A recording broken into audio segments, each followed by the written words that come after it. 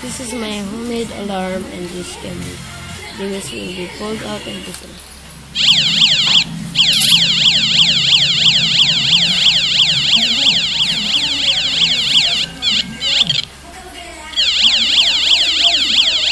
Can be adjusted the sound of the